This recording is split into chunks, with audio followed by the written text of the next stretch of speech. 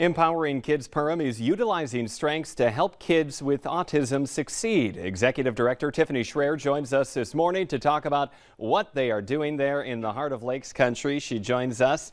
There we are online. Morning, Tiff. How are you?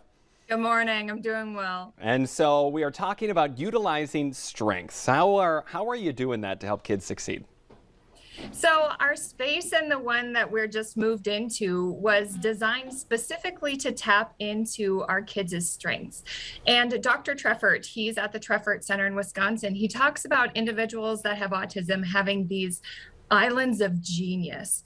And so what we really want to do is set up the space and resources to bring out their genius. So we have music rooms, we have an art room, we have a sensory gym, we have a computer lab. And the modality that we use here is all about following the individual and identifying their strengths and using and engaging in those strengths with them. And so how do they present these? Everyone has strengths and weaknesses, I should say.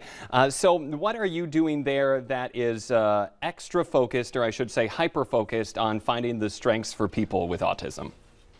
So every individual that comes into our doors that is in our intensive services program receives an individualized plan.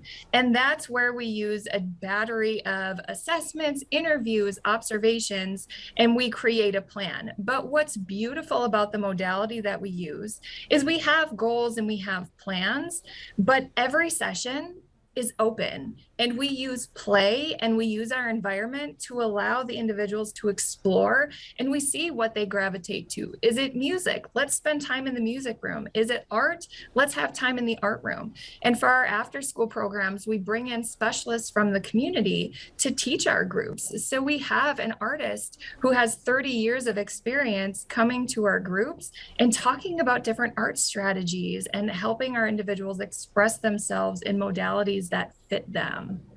Another thing I think we should touch on is the e-sports or e-gaming, I guess, that you all offer there.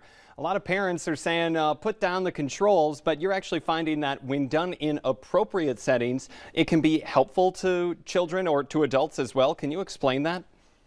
Yeah, so it's all about finding balance. Are we expecting and wanting individuals to spend all day long on gaming? Absolutely not. And we work and partner with Fenworks, who's based out of Fargo.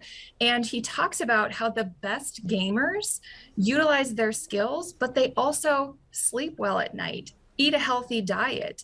And gaming is just another way that individuals can express their skills because they're good at it, and they can play competitively and learn about video game design and strategy and work together in a way that's just a little bit different.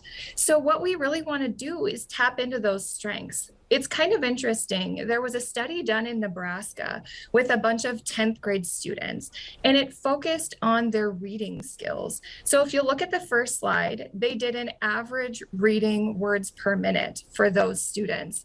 They had 90 words per minute for your typical reader, and there were 300 words per minute read by an individual who has a strength in reading. So then the study went on to implement different reading strategies and teaching students how to speed read. What they found was that the typical readers made gains. They still improved their words per minute, but individuals that had reading as a strength multiplied their words per minute and were even bigger as a growth. So typical readers made about a 60 word per minute difference.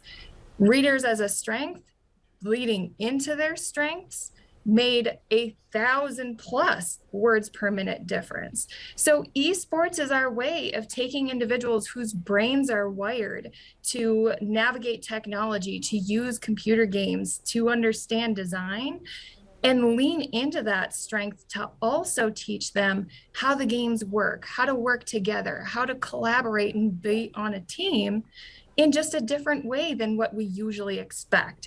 Not basketball or volleyball or basketball. It's just different. And let's be real, those IT people, I mean, this is setting them up for a career in IT. And when you have computer problems at work, boy, are you glad the IT person is around. So definitely a skill we need. All right, Tiffany Schreier with Empowering Kids. They are participating in Giving Hearts Day as well this year. So if you would like to give, they do have a match. They are one of the only autism centers between Fargo and the cities. Tiff, thanks for joining us. Thanks for having me. Coming up here on today's show, we are going to be talking with our money man about how money can be a little tough. We have tips to get the conversation started in your household about financial planning.